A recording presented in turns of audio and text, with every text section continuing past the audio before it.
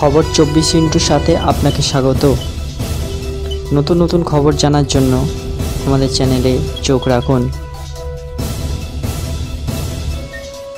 নমস্কার দর্শক বন্ধুরা, স্বাগত আমাদের এই চ্যানেলে। মঙ্গলবার পশ্চিমবঙ্গ ছাত্র সমাজের ডাকা নবান্ন অভিযান।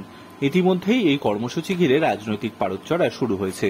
নবান্ন অভিযান ঘিরে পুলিশ নিরাপত্তা তুঙ্গে। হাওড়া কলকাতার বিভিন্ন প্রান্ত থেকে মিছিল আসার সম্ভাবনা রয়েছে, তাই কলকাতা এবং হাওড়ায় বেশ কয়েকটি রাস্তায় যান নিয়ন্ত্রণ করা হবে। বিদ্যাসাগর সেতু এবং ramp, Khidirpur Road, Taratala Road, Diamond Harbour Road, Circular Garden Reach Road, Rita Mount Road, Coal Berth Road, কলকাতার বন্দরের সংযোগকারী ফিডার রোড সহ একাধিক রাস্তায় রাত 10টা পর্যন্ত পণ্যবাহী গাড়ি চলাচলে নিষেধাজ্ঞা জারি করা হয়েছে। যান নিয়ন্ত্রণ করা হবে Jawaharlal Nehru Road, Rani Rashmoni Avenue, Dufferin Road, Mayo Road, Outram Road, Khidirpur Road, Lovers Lane, Casuarina Avenue এর মতো রাস্তায়।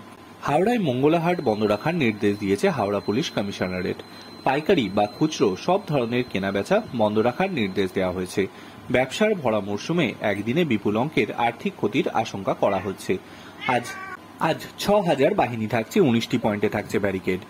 পরিস্থিতি বুঝে বন্ধ হতে পারে দ্বিতীয় হুগলি সেতু, থাকবেন 26 জন ডিসি। সকাল 8টা থেকেই পুলিশ থাকবে রাস্তায়, জল কামান, টিয়ার গ্যাসেরও প্রস্তুতি থাকছে। বিদ্যাসাগর সেতুর দুই পাশে অর্থাৎ কলকাতা এবং হাওড়ায় দুই দিকেই ব্যারিকেড থাকবে। এই নবান্ন অভিযান ঘিরে সোমবার দফায় দফায় সাংবাদিক সম্মেলন করেছে পুলিশের শীর্ষ আধিকারিকেরা।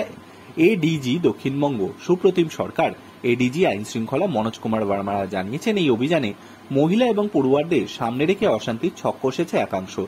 পশ্চিমবঙ্গ ছাত্র সমাজ আসলে কারা তা নিয়েও দ্বন্দ্ব প্রকাশ করেছেন। তারা জানিয়েছেন এই অভিযান বেআইনি, তবে এই অভিযান মোকাবিলায় সর্বশক্তি নিয়ে ময়দানে নামবে পুলিশও। Bureau report.